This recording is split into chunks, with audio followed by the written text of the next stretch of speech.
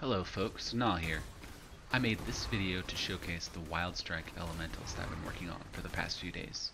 It's a claw-wielding melee character with incredible clear speed and very potent boss killing abilities.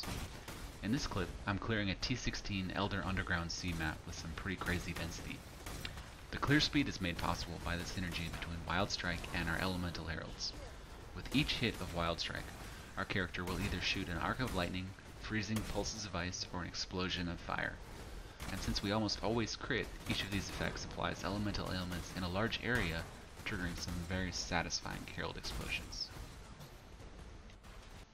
This character loadout should look very familiar if you've ever created a character that stacks flat elemental damage before.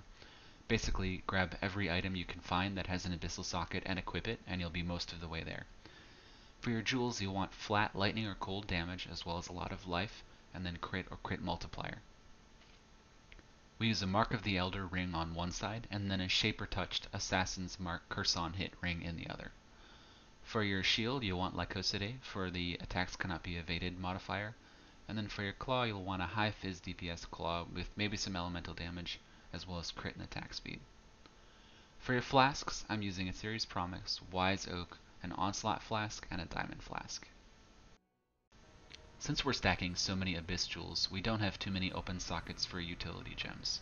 We of course need our 3 Heralds and Blood Rage, and we can also use Ancestral Protector for additional attack speed, and then depending on what you're fighting, like a T16 Guardian, I use Frenzy, but for mapping and general purpose stuff, I use Val Grace.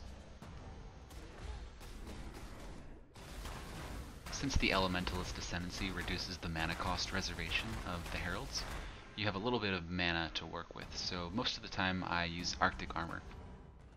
For your movement ability, you can use either Shield Charge or Whirling Blades. I generally use Shield Charge when I am mapping because it has a bigger area of effect and it's easier to keep up Fortify, but Whirling Blades is a bit quicker for dodging things. So here's a battle with the Val Architect at about depth 350 in the Delve. There weren't any significant mods for this fight, but as you can see, he hits very hard. The build does not have too much physical or elemental mitigation, nor does it have a large amount of leech, so you have to play on your toes, avoid ground effects, and use flash efficiently if you want to succeed.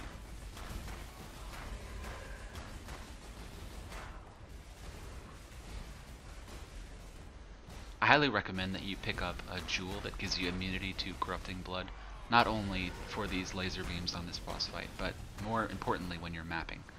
Since the Heralds can tend to shatter screens of monsters at the same time, you can get 20 stacks of Corrupting Blood before you even realize what happened, and you simply won't have enough time to use a Bleed Immune Flask.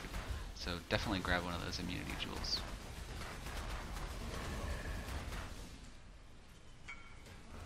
I usually use a Phasing Flask with Shock Immunity when I'm delving, and I forgot to switch that out for my Series Promise for this fight, so my DPS is a little lower than it could be.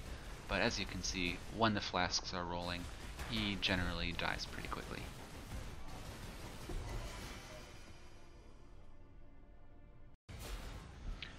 Here's the Delve Lich boss at depth 350. I skipped the first 2 phases, but it's important to note that he has reduced damage taken from critical strikes, and he also does 100% extra damage from cold. So dodging is very important, unlike that. But once you learn the movesets, you generally have more than enough DPS to deal with these bosses, so just play on your toes and you should be fine.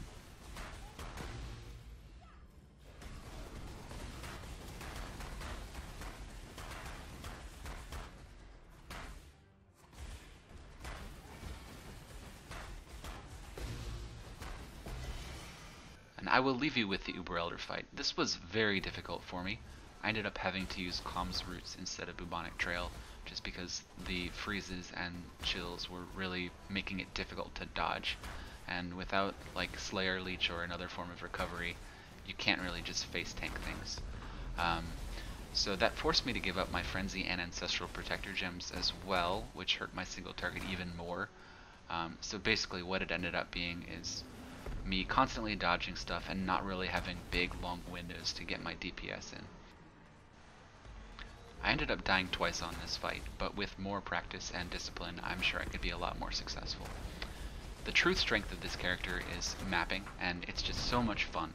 I'm level 96 right now, and I see so many more ways to improve this character going forward, so I think I'm going to stick with it, and I can highly recommend it for anybody looking for a end of league change pace.